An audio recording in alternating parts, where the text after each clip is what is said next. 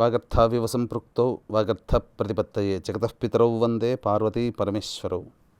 సదాశివసమారంభాం శంకరాచార్య మధ్యమాం అస్మదాచార్యపర్యంతం వందే గురుపరంపరాం. ఆదిత్యాయ చ సోమాయ మంగళాయ బుధాయ చ గురుశుక్రశనిభ్యశ్చ రాహవే కేతవే నమః. శృంగేరి పీఠాధిపతులకి, కంచి పీఠాధిపతులకి నమస్కారములు తెలియజేసుకుంటూ కార్యక్రమాన్ని ప్రారంభిద్దాం.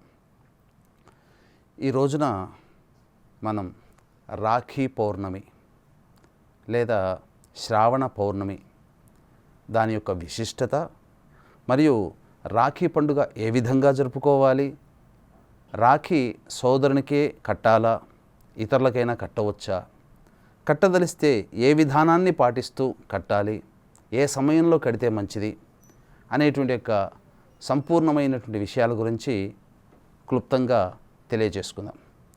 ముందుగా ఈ యొక్క రాఖీ పౌర్ణమికి విశిష్టతను మనం తెలుసుకుందాం. ఈ రాఖీ పౌర్ణమి అనేటువంటిది దక్షిణాది రాష్ట్రాలలో జంధ్యాల పౌర్ణమిగా పిలువబడుతూ ఉంటుంది. అయితే ఇది మనకు ఉత్తరాది ప్రాంతం నుంచి మనకు వ్యాపించినట్లుగా మనకు చరిత్రకారులు చెబుతూ ఉన్నారు. ఈ రాఖీ పౌర్ణమి నాడు వేదాధ్యయనానికి వెళ్ళడానికి అనుకూలమైనటువంటి రోజుగా చెప్పబడి ఉంది. అంటే ఉత్తరాయణ పుణ్యకాలంలో ఉపనయన సంస్కారం జరిపించినటువంటి వటువులకి ఉపాకర్మ అనేటువంటి యొక్క చిన్న కార్యక్రమాన్ని నిర్వహించుకొని తదనంతరం గురుకుల పాఠశాలకి లేదా వేద విద్యాభ్యాసానికి లేదా గురుకులానికి పంపించేటువంటి ప్రక్రియగా మనకు అనాదిగా వస్తున్నటువంటి ఆచారం. ముఖ్యంగా ఆ రోజున ఉపనయన సంస్కారం కలిగి ఉన్నటువంటి కుటుంబాలలో ఎవరికైతే యజ్ఞోపవీత ధారణ ఉంటుందో వారందరూ కూడా నూతన యజ్ఞోపవీత ధారణ చేయాలనేటువంటిది శాస్త్రవచనం. అసలు ప్రతి పౌర్ణమికి కూడాను యజ్ఞోపవీత ధారణ చేయాలి, కానీ కనీసం ఈ శ్రావణ పౌర్ణమి రోజునైనా కానీ యజ్ఞోపవీత ధారణ చేయాలని శాస్త్రం చెప్పబడి ఉంది. అయితే ఈ యొక్క శ్రావణ పౌర్ణమికి అత్యంత విశేషమైనటువంటి ప్రాముఖ్యత ఉంది. ఏ విధంగా అంటే ఈసారి 2024 సంవత్సరంలో వచ్చేటువంటి శ్రావణ పౌర్ణమి 19వ తారీఖు నాడు వస్తుంది. ఆ శ్రావణ పౌర్ణమికి మహాశ్రావణి అనేటువంటి పేరు.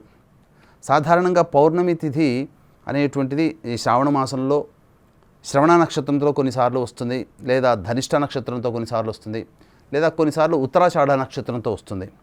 కానీ సూర్యోదయానికి ఈ 2024లో వచ్చేటువంటి శ్రావణ పౌర్ణమి శ్రవణ నక్షత్రం ఉదయం 8:03 వరకు ఉంది. తదుపరి ధనిష్ట నక్షత్రం అనేటువంటిది ప్రవేశం చేసింది.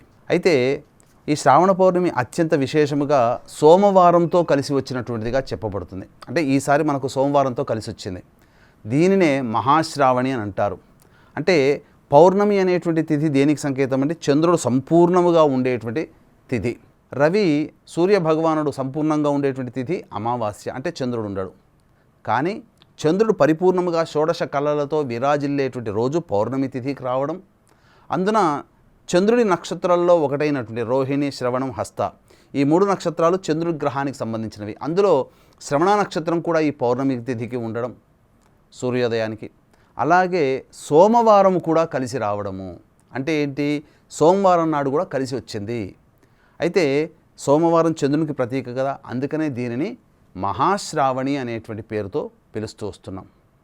అయితే ఈ యొక్క సందర్భంగా మనకు ఈ రాఖీ కట్టడం అనేటువంటిది సోదరుని యొక్క భవిష్యత్తు అద్భుతంగా ఉండాలనేటువంటి యొక్క సంకల్పంతో ఈ యొక్క సంబంధించినటువంటి పండుగ విధానాన్ని మనం ఆచరిస్తూ వస్తున్నాం. అయితే ఎక్కడి నుంచి ప్రారంభమైంది, అసలు చరిత్రకారుల ప్రకారమైనా కావచ్చు, పండితాభిప్రాయాల ప్రకారం కావచ్చు, ఎప్పుడు ఈ యొక్క రాఖీ పౌర్ణమి అనేటువంటిది ఏర్పడింది అని అంటే మనకు మొట్టమొదటిగా గుర్తుకొచ్చేటువంటిది దేవాసుర సంగ్రామంలో బలిచక్రవర్తి మీద ఎన్నిసార్లు యుద్ధానికి వెళ్ళినా అపజయం పాలవుతూ వస్తున్నాడు ఇంద్రుడు. అంతటా ఈ శ్రావణ పౌర్ణమి రోజుననే ఇంద్రుని భార్య అయినటువంటి శచీదేవి గౌరీదేవిని పూజించి రక్షగా తోరములను తయారు చేసి ఇంద్రుడు యుద్ధానికి వెళుతుంటే రక్షగా ఆ యొక్క తోరాన్ని కట్టి విజయుడవై తిరిగిరా అని చెప్పి ప్రార్థించిందట ఆ యొక్క గౌరీదేవిని. అలాగే ఆ గౌరీదేవి ఆశీస్సులు అందుకున్నటువంటి ఇంద్రుడు బలిచక్రవర్తి మీద ఈ యొక్క పౌర్ణమి రోజుననే తోరము కట్టుకొని బలిచక్రవర్తి మీద విజయాన్ని పొందినటువంటి రోజు ఈ శ్రావణ పౌర్ణమి. ఇంకొక గాథ ప్రకారము మనం చూసుకున్నట్లయితే ఇది జరిగినటువంటి సంఘటన. రాజసూయ యాగం జరుపుతున్నటువంటి పంచపాండవుల సమక్షంలో శిశుపాలుని సంహరించే సమయం ఆసన్నమైనప్పుడు తన సుదర్శన చక్రముతో శిశుపాలుణ్ణి సంహరించడం జరిగింది. ఆ సందర్భంలో ఆ యొక్క శిశుపాలుని వధించేటువంటి సందర్భంలో ఆ చూపుడు వేలికి సుదర్శన చక్రం కొన తగిలి కొంత గాయమైంది. తద్వారా రక్తం ఓడుతూ ఉంటుంటే అక్కడ ఉన్నటువంటి అందరూ కూడాను నిశ్చేష్టులై చూసిపోయారు, అయ్యో దెబ్బ తాకింది అనేటువంటి భావనతో. కానీ ద్రౌపది మాత్రము చటాలున లేచి తన యొక్క చీర కొంగుని చింపి ఆ యొక్క చూపుడు వేలికి కట్టుగా కట్టిందట. ఆ విధంగా కట్టుగా కట్టినటువంటి సమయంలో శ్రీకృష్ణ భగవానుల వారు ఆ యొక్క ఆర్ద్రమైనటువంటి హృదయంతో, సోదర భావంతో, ఒక సోదరిగా తనకు కట్టుని కట్టిందనేటువంటి ఒక కృతజ్ఞతతో అవసర సందర్భంలో నిన్ను ఆదుకుంటానమ్మా అని చెప్పి ఆమెకి అభయం ఇవ్వడం, ఆ రోజున శ్రావణ పౌర్ణమి అవ్వడము, ఇవన్నీ కూడా జరిగిపోయాయి. ఇక గమనించినట్లయితే ఇంకొక కథ ప్రకారం చూసుకుంటే బలిచక్రవర్తి అత్యంత అనన్య సామాన్యమైనటువంటి విష్ణు భక్తుడు, అందరికీ తెలిసిందే.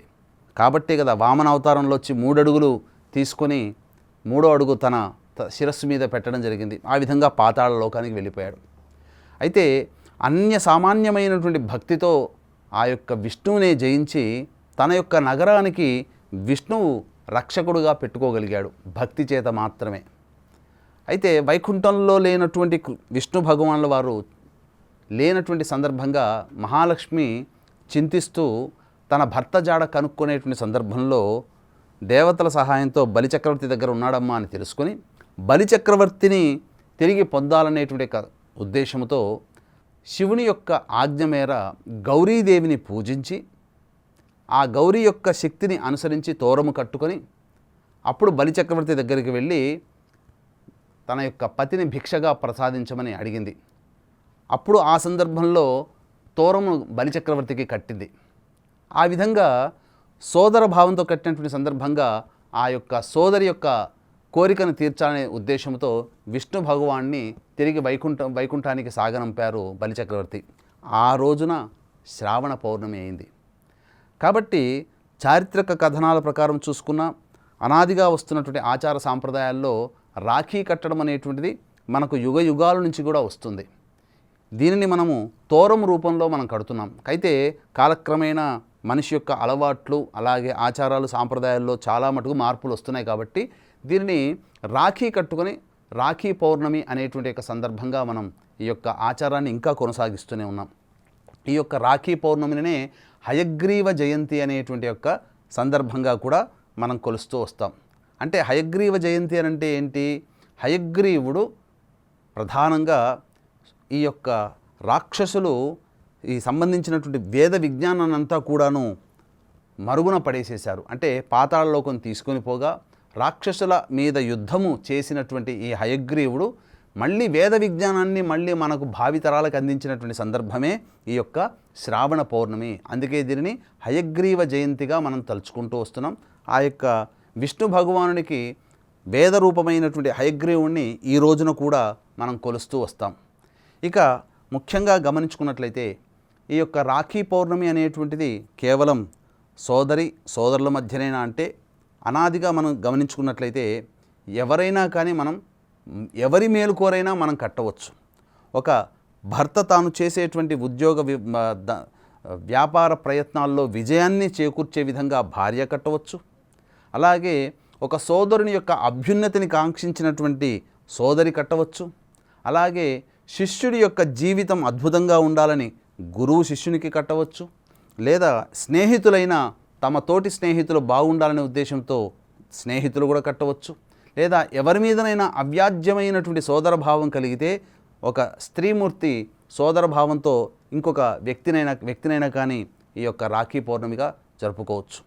కాబట్టి ఎవరైనా కానీ ఒక మంచి సదుద్దేశముతో ఒకరి జీవితం బాగుండాలనేటువంటి విధానంతో చేసుకునే ప్రక్రియే ఈ యొక్క రాఖీ పౌర్ణమి అని మనం చెప్పుకోవడం జరిగింది.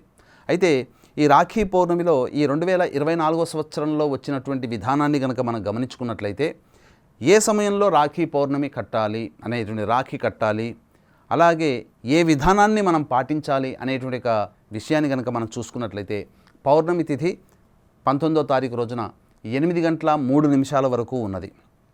కాబట్టి పౌర్ణమి తిథి కాదు, శ్రవణ నక్షత్రం. పౌర్ణమి తిథి రాత్రి 11 గంటల చిల్లర వరకు ఉంది. కాబట్టి విధానము ఏంటనంటే ఆ రోజున గౌరీదేవిని పూజించాలి. గౌరీదేవిని పూజించాలన్నప్పుడు సూర్యోదయానికంటే ముందే కాలకృత్యాదులు తీర్చుకుని చక్కగా ఇల్లంతా కూడాను శుభ్రపరచుకొని గౌరీ అమ్మవారి చిత్రపటాన్ని ముందర పెట్టుకొని అక్కడ ఆవు నెయ్యితో దీపారాధన చేసి తమలపాకులు మరియు 2 పోక చెక్కలు, అలాగే గౌరీ పసుపుతో గౌరీ ముద్దను చేసుకోవాలి. అలాగే ముందుగా గణపతి యొక్క ముద్ద కూడా చేసుకొని గణపతి రూపం చేసుకొని గణపతికి పూజ చేసి సంకల్పం చెప్పుకోవాలి. ఎవరికైతే రాఖీ కడుతున్నామో వాళ్ళకి రక్ష అనేటువంటిది కలగాలి, వారి జీవితం బాగుండాలి, వాళ్ళ జాతకరీత్యా వచ్చేటువంటి ఒక దోషాలు తొలగిపోవాలి అనే భావాన్ని సంకల్పంలో చెప్పుకొని ముందుగా గణపతి పూజ తీసుకోవాలి.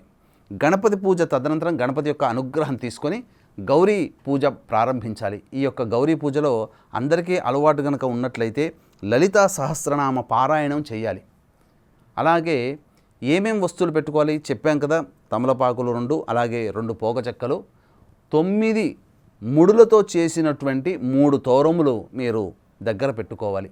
పెట్టుకొని దానికి పసుపు రాసి అలంకరణ చేసి ఆ గౌరీ మనం చేసుకుంటాం కదా పసుపుతో, ఆ గౌరీ దగ్గర వేసి అప్పుడు మీ యొక్క సోదరుడు కానీ, స్నేహితుడు కానీ, భర్త కానీ, శిష్యుడు కానీ, లేదా ఇంకెవరైనా కానీ వారి జీవితం బాగుండాలనేటువంటి సదుద్దేశంతో చక్కగా జాతక చక్రంలో వచ్చే లోపాలు పోవాలని చెప్పి సంకల్పం చేసుకుని లలితా సహస్రనామ పారాయణం, లేదా మీకు విష్ణు సహస్రనామం అలవాటు ఉంటే విష్ణు సహస్రనామ పారాయణం, లేదు శివ సహస్రనామం చేసుకునే వాళ్ళైతే శివుడు, అలాగే సుబ్రహ్మణ్య స్వామిని కొలుచుకునే వాళ్ళైతే సుబ్రహ్మణ్య స్వామి, గణపతిని కొలుచుకునే వాళ్ళైతే గణపతి సహస్రనామ పారాయణం అనేటువంటిది చేయాలి. చేసిన తర్వాత అది 8 గంటల లోపల మీరు ఆ యొక్క తంతునంతా కూడా పూర్తి చేసుకోవాలి. అయితే రాఖీ అనేటువంటిది ఏ సమయంలో కట్టాలి, ఎప్పుడు పడితే అప్పుడు కట్టకూడదు కదా. దీనికంటూ కూడా ఎందుకంటే ఒక వ్యక్తి యొక్క జీవితాన్ని బాగుండాలనే ఉద్దేశంతో చేస్తున్నప్పుడు ఆ వ్యక్తికి కట్టేటప్పుడు సరైనటువంటి సమయం కట్టాలి. అయితే ఈ యొక్క రాఖీ పౌర్ణమి రోజున మనకు కాకతాళీయంగా భద్రాకరణం అనేటువంటిది కూడా వచ్చింది. ఈ భద్రాకరణాన్ని గురించి కనుక మనం చూసుకున్నట్టయితే దాని యొక్క చరిత్ర ఏమని చెప్పబడుతుందనంటే, సంజ్ఞాదేవికి సూర్య భగవానికి పుట్టినటువంటి సంతానంలో శని భగవానుడు మరియు భద్ర అనేటువంటి కుమార్తె కూడా పుట్టింది. ఈ భద్రకు ఉన్నటువంటి శక్తి ఏ పాటిది అనంటే, ఈ ముల్లోకములు తను ఎక్కడ ఉంటే ఆ యొక్క ప్రదేశం అంతా కూడా చెడు ప్రభావాలు అనేటువంటివి ఉంటాయి, శుభములు జరగవు. కాబట్టి ముల్లోకాలలో ఒకే సమయంలో అన్ని లోకాలు తిరగలిగే శక్తి కూడా ఈ భద్రాకరణం ఉన్నటువంటి కారణం చేత ఈ విశ్వంలోని సమస్త లోకములన్నీ కూడా భద్రాకరణ ప్రభావం వలన దుష్ప్రభావాలకు గురవుతున్నాయని చెప్పి బ్రహ్మ దగ్గరికి మొరుపెట్టుకొని వెళ్ళగా బ్రహ్మదేవుడు భద్రాకరణాన్ని ఆజ్ఞాపించాడు. కాబట్టి నీవు ఇకనైనా కానీ నీవు ఉండేటువంటి సమయం ఒక్కొక్క లోకంలో ఒక్కొక్క సమయంగా పరిగణించబడుతుంది. కాబట్టి నీవు ఏ సమయంలో ఎక్కడ ఏ లోకంలో ఉంటావో ఆ లోకంలో శుభకార్యాలు చేసినటువంటి వాళ్ళు ఎవరైనప్పటికీ కూడాను అవి నిష్ఫలమవుతాయి, అలాగే ప్రమాదములు పెరుగుతాయి అని చెప్పడం జరిగింది. దానికి సంతసించినటువంటి భద్రాకరణం ఒప్పుకుంది భద్రాదేవి. అప్పుడు ఈ యొక్క కరణంలలో భద్రాకరణాన్ని కూడా చేర్చడం జరిగింది. అంటే పంచాంగం అంటే మనం అనుకున్నటువంటిది కేవలం ఈ యొక్క తిథివార నక్షత్రాలే కాకుండా యోగ కరణాలు కూడా ఉంటాయి. 27 యోగాలు 27 నక్షత్రాల్లాగానే అలాగే 11 కరణములు అనేటువంటివి ఉంటాయి. ఇందులో భద్రాకరణం, ఈ భద్రాకరణం ఉన్నటువంటి సమయంలో మీరు ఎటువంటి శుభకార్యాలు చేసినా వీక్షించేటువంటి బిగ్ టీవీ ఆధ్యాత్మిక ప్రేక్షకులు గమనించాలి, ఎటువంటి శుభకార్యాలు చేసినప్పటికీ కూడా అవి నిష్ఫలమవుతాయి. దీనికి ప్రధానమైనటువంటి ఉదాహరణే ఈ యొక్క శ్రావణ పౌర్ణమి రోజుననే రామరావణ సంగ్రామం జరిగేటువంటి సందర్భంలో శూర్పణఖ ఈ భద్రాకరణం ఉన్నటువంటి సమయంలోనే రావణాసుడికి రాఖీ కట్టడం, తద్వారా ఏర్పడినటువంటి దుష్ప్రభావాల వల్ల రామరావణ సంగ్రామంలో రావణుడు హతమవ్వడం ఇవన్నీ జరిగిపోయాయి. ఇది లోకంలో జరిగినటువంటి సంఘటన. కాబట్టి ఇక భద్రాకరణం అనేటువంటిది 1:33 వరకు ఆ రోజున ఉంది. 19వ తారీఖు రోజున మధ్యాహ్నం 1:33 వరకు ఉన్నది. కాబట్టి సూర్యోదయం నుంచి మధ్యాహ్నం 1:33 వరకు ఎవరికైనా కానీ రాఖీ కట్టడానికి అనుకూలమైనటువంటి సమయము కాదు. కాబట్టి ఏ సమయంలో కట్టాలి, మరి వర్జ్యము దుర్ముహూర్తాలు అనేటువంటివి కూడా చూసుకోవాలి. దుర్ముహూర్తము 12 గంటల నుంచి 1:15 వరకు దుర్ముహూర్తం ఉంది. తిరిగి మరలా 3:15 నుంచి 3:54 వరకు దుర్ముహూర్తం ఉంది. అయితే సమయం ఎటువంటి సమయంలో కట్టాలి అనుకున్నప్పుడు మనం హోర కూడా చూసుకోవాలి. కట్టేటువంటి సమయంలో కట్టేటువంటి సమయంలో ఉన్నటువంటి లగ్నానికి బలం ఉందా లేదా చూసుకోవాలి. కాబట్టి 2 గంటల 3 నిమిషాల వరకు కూడా, అంటే 1 గంట 3 నిమిషాల నుంచి 2 గంటల 3 నిమిషాల వరకు చంద్రహోర ఉంటుంది. కాబట్టి 1 గంట 33 నిమిషాల వరకు భద్రాకరణం ఉంది. కాబట్టి 1 గంట 35 నిమిషాల నుంచి 2 గంటల 3 నిమిషాల మధ్యకాలంలో ఉన్నటువంటి సమయం సుప్రసిద్ధమైనటువంటి అనుకూలమైనటువంటి సమయముగా చెప్పబడి ఉంది. కాబట్టి 1 గంట 35 నిమిషాల నుంచి 2 గంటల 3 కాలంలో ఆ సమయంలో చంద్రహోర నడుస్తుంది. అప్పుడు వృశ్చిక లగ్నం కూడా నడుస్తుంది. వృశ్చిక లగ్నము స్థిర చర ద్విస్వభావ లగ్నాలలో స్థిర లగ్నం. కాబట్టి మీరు ఏ మంచి భావంతో సోదరుడికి కానీ, భర్తకి కానీ, గురువు శిష్యుడికి కానీ, అలాగే స్నేహితుడికి కానీ కడతారో వారి జీవితంలో చాలా మార్పులు చోటు చేసుకుంటాయి, శుభ పరిణామాలు చోటు చేసుకుంటాయని చెప్పవచ్చు. ఎందుకంటే ఆ సమయంలో కట్టేటువంటి సమయంలో ఆ ముహూర్త లగ్నానికి అష్టమ శుద్ధి ఉంది. ఇక్కడ అష్టమ శుద్ధి అనేటువంటి దానికి ఒక చిన్న ఉదాహరణ చెబుతాను. హరిహర బుక్కరాయల వారు సామ్రాజ్య స్థాపన చేస్తున్నప్పుడు శృంగేరి పీఠాధిపతులైనటువంటి విద్యారణ్యుల వారిని సంప్రదించినప్పుడు ఒక ముహూర్తం పెట్టారు. అద్భుతమైన ముహూర్తం. ఆ చంద్రార్కం మీ వంశం వాళ్ళు పరిపాలిస్తారని చెప్పగా ఆ ముహూర్తం కంటే కొంత పరధ్యాసతో ఉండి కొంత ముందుగానే ఆ యొక్క రాజ్యస్థాపన అనేటువంటి చేయడం జరిగింది. దీన్ని తెలుసుకున్నటువంటి విద్యారణ్య స్వాముల వారు భవిష్యత్తుని ఆలోచన చేసి కేవలం 400 సంవత్సరాలు మాత్రమే మీ యొక్క రాజ్యము పరిపాలన చేస్తుంది, మీ యొక్క వంశము అని చెప్పడం జరిగింది. అది అనుకున్నట్టుగానే ఆ ముహూర్త ప్రభావం వల్లనే 400 సంవత్సరాలు మాత్రమే ఈ యొక్క భారతదేశాన్ని విజయనగర రాజ్యములు పరిపాలించారు. తదనంతరం బ్రిటిష్ వారి వశమైపోయింది. ఈ విధంగా మనం చూసుకున్నట్లయితే ఇక్కడ ప్రధానముగా ఈ సంబంధించినటువంటి ముహూర్తం చాలా ప్రాధాన్యమైనది. కాబట్టి 1 గంట 30 నిమిషాల నుంచి 2 గంటల 3 నిమిషాల వరకు చంద్రహోర అష్టమ శుద్ధి ఉన్నటువంటి ముహూర్తము. కాబట్టి ఈ సమయంలో మీరు చేసుకోండి. ఇక మళ్ళీ ఆ సమయం తప్పితే ఇంకెప్పుడైనా చేసుకోవచ్చునానంటే 3 గంటల 3 నిమిషాల నుంచి 3 గంటల 15 నిమిషాల వరకు మధ్యకాలము గురుహోర నడుస్తుంది. అప్పుడు ధనుర్లగ్నం అవుతుంది. ఆ సమయంలో కూడా అష్టమ శుద్ధి ఉంది. కానీ విశేషించి మాత్రము 1 గంట 33 నుంచి 2 గంటల 3 వరకు మాత్రమే చాలా శుభ సమయంగా చెప్పవచ్చు. ఇక గమనించుకున్నట్లయితే ప్రధానంగా ఆ యొక్క 2 గంటల నుంచి 2 గంటల 3 నుంచి 3 గంటల 3 వరకు చేసుకోవచ్చు కదా, ఎందుకండి చేసుకోకూడదు అని అంటే ఆ సమయంలో శనిహోర నడుస్తుంది. శనిహోర నడుస్తున్నప్పుడు శుభములు చేయం కదా. అలాగే 3 గంటల 3 నుంచి 3 గంటల 15 నిమిషాల వరకు శుభ సమయం. 3 గంటల 15 నుంచి 3 గంటల 54 నిమిషాల వరకు మళ్ళీ తిరిగి దుర్ముహూర్తం ప్రారంభమవుతుంది. ఇక 4 గంటల నుంచి మళ్ళీ రాక్షస కాలం ప్రారంభమవుతుంది. కాబట్టి ఇది సమయం కాదు. కాబట్టి వీక్షించేటువంటి బిగ్ టీవీ ఆధ్యాత్మిక ప్రేక్షకులందరూ కూడా ఈ సమయంలోనే మీరు రాఖీ కట్టేటువంటి ప్రయత్నాన్ని చేసుకోండి. ఇక గమనించుకున్నట్లయితే ఈ యొక్క విధానం, రాఖీ కట్టే విధానం ఏం చెయ్యాలి అని అన్నప్పుడు మీరు ఎవరికైతే రాఖీ కట్టాలని అనుకుంటారో ఆ స్త్రీమూర్తి వారిని ఇంటికి ఆహ్వానం చేయండి. వారికి ఇష్టమైనటువంటి పిండి పదార్థములు, వంట పదార్థములు, అలాగే స్వీటు ఇవన్నీ కూడాను తయారు చేసి వారికి కడుపు నిండా భోజనము పెట్టిన తరువాత అప్పుడు ఆ యొక్క కట్టించుకునేటువంటి వ్యక్తి ఎవరైతే మీ సోదరుడో అలాగే బంధువో ఎవరైతే ఉంటారో వారిని తూర్పు ముఖం ఫేస్ పెట్టి కూర్చోమని చెప్పండి. చెప్పిన తర్వాత మీరు ఒక ప్లేట్లో 2 దీపారాధన కుందులు చేసి అందులో ఆవు నేతితో కానీ లేదా నువ్వుల నూనెతో కానీ దీపం వేసి దీపారాధన చేసి అలాగే 2 తమలపాకులు మరియు 2 పోక చెక్కలు కూడా పట్టుకొని రావాలి. మీరు ఉదయాన్న పూజ చేసినటువంటి తోరములు 3 ఉన్నాయి. ఆ 3 తోరములు కూడా మీరు తీసుకొని రావాలి. వచ్చిన తర్వాత ఈ యొక్క రాఖీ కట్టేటువంటి సందర్భంలో చాలామంది తెలియక అనేకమైనటువంటి ప్లాస్టిక్ వస్తువులను వాడుతున్నారు. శాస్త్ర ప్రకారం చెప్పబడినటువంటిది బంగారంతో చేసినటువంటి రాఖీ కానీ లేదా హీనపక్షంలో వెండితో చేసినటువంటి రాఖీ కానీ కట్టమని చెప్పబడి ఉంది. కాబట్టి 300-400 రూపాయలు పెడితే వెండి రాఖీ ఎక్కడైనా దొరుకుతుంది. కాబట్టి ఆ వెండి రాఖీని మీరు తీసుకొని రండి. ఎందుకంటే అందరికీ బంగారం కొనే స్తోమత సామాన్య మానవుడికి ఉండదు కదా. కాబట్టి వెండి రాఖీని మీరు తీసుకొని రండి. లేదు స్తోమత లేని వాళ్ళు మామూలు సాధారణమైనటువంటి పత్తితో చేసినటువంటి రాఖీ తీసుకొని రావాలి. తీసుకొని వచ్చిన తర్వాత అప్పుడు తూర్పుకు ఎదురుగా మీ యొక్క సోదరుని కానీ బంధువుని కానీ కూర్చోబెడతారు కదా, అప్పుడు హారతి అద్దండి. దీపావళి నాడు తెల్లవారుజామున ఏ విధంగానైతే హారతులు చేసుకుంటారో ఆ విధంగా హారతి అద్దండి.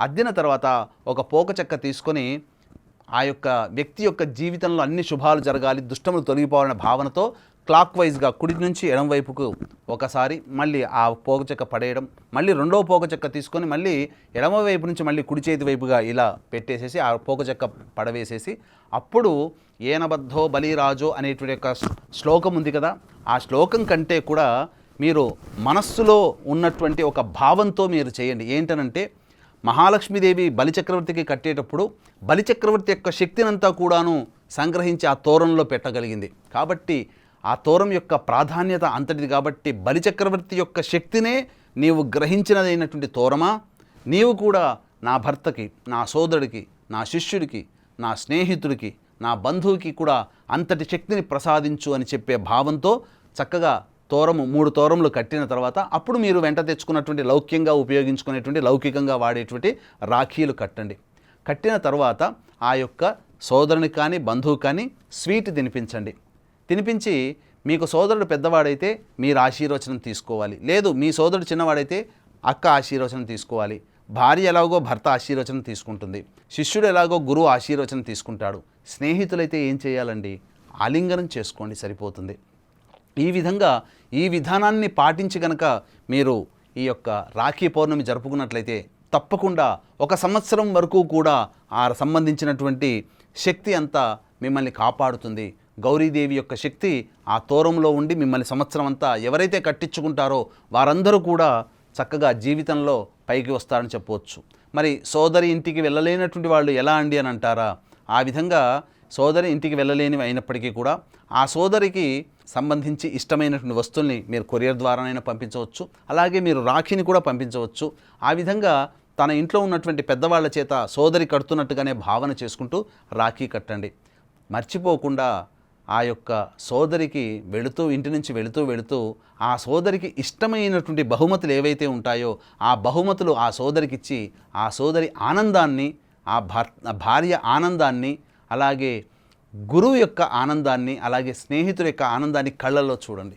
అంటే వారికి ఇష్టమైనటువంటి బహుమతి ఖచ్చితంగా ఈ యొక్క రాఖీ పౌర్ణమి సందర్భంగా ఇవ్వాలి. ఎందుకనంటే ప్రతిసారి కూడా ఈ యొక్క రాఖీ కట్టించినటువంటి శ్రావణ పౌర్ణమి నాడు జరిగినటువంటి సందర్భంలో బలిచక్రవర్తికి తన దగ్గర ఉన్నటువంటి విష్ణు భగవాన్ని ఇచ్చి పంపించాడు లక్ష్మీదేవితో సహా. అలాగే ద్రౌపదికి తాను ఈ యొక్క శిశుపాల వధ జరుగుతున్నప్పుడు కుడి చేయి చూపుడు వేలికి దెబ్బ తగినటువంటి సందర్భంలో ఆపద సమయంలో ఆదుకుంటారన్నాడు కదా. ఒక చీర కొంగు చింపి చిన్న పోగులాగా కట్టినందుకే ఆమెకి ద్రౌపది వస్త్రాపహరణం జరిగిన సందర్భంలో ఆమెకి మానభంగం కలగకుండా పూర్తిగా వస్త్రాలన్నీ కూడాను అందించినటువంటిదిగా మనకు చెప్పబడి ఉంటుంది. అలాగే ఇంకా గమనించుకున్నట్లయితే ఇంద్రుని యొక్క అనుగ్రహం, అంటే శచీదేవి ఇంద్రుని యొక్క విజయాన్ని కాంక్షించింది కాబట్టి ఇదంతా కూడా సోదరి యొక్క ప్రేమ ఆప్యాయతలకి అనురాగానికి గుర్తుగా ఉండేటువంటి రాఖీ పౌర్ణమి కాబట్టి చక్కగా ఆ సోదరిని ఆనందపరచడం సోదరుని యొక్క బాధ్యత. భార్యని ఆనందపరచడం, శిష్యుని ఆనందపరచడం, స్నేహితుని ఆనందపరచడం కూడా ఈ విధమైనటువంటి కార్యక్రమంగా మనం చెప్పుకోవచ్చు. కాబట్టి వీక్షించేటువంటి బిగ్ టీవీ ఆధ్యాత్మిక ప్రేక్షకులందరూ కూడా గమనించాల్సిన అంశం ఏంటంటే ఏ సమయంలో రాఖీ కట్టాలి అన్నప్పుడు మధ్యాహ్నం 1:35 నుంచి 2:03 మధ్యకాలంలో చంద్రహోర ఉంటుంది, పౌర్ణమి తిథి ఉంటుంది, సోమవారం అయ్యింది. ఇన్ని రకాలైనటువంటి శుభలక్షణాలు కలిగినటువంటిది. మరియు లగ్నము వృశ్చిక లగ్నం స్థిర లగ్నం అయింది. లగ్నాన్ని లగ్నాధిపతి అయినటువంటి కుజుడు మరియు గురువు కూడా వీక్షణ చేస్తున్నాడు. ఇక్కడ మీకు రావచ్చు వీక్షించేటువంటి ప్రేక్షకుల్లో పండితులు కూడా ఉంటారు. కుజుడు పాపి కదా, మరి కుజుడు లగ్నాన్ని చూస్తున్నప్పుడు అనంటే శుభకరుడు అయినటువంటి గురువుతో కలిసినటువంటి పాపి కూడా శుభమైపోతాడు. కాబట్టి తప్పకుండా యోగాన్ని కలిగించేటువంటి అద్భుతమైనటువంటి సమయం 1:35 నుంచి 2:03 మధ్య కాలంలోనే రాఖీ కట్టుకోవడం చాలా శ్రేష్టం అని చెప్పడంలో ఏమాత్రం సందేహం లేదు. For more videos like this, subscribe Big TV channel.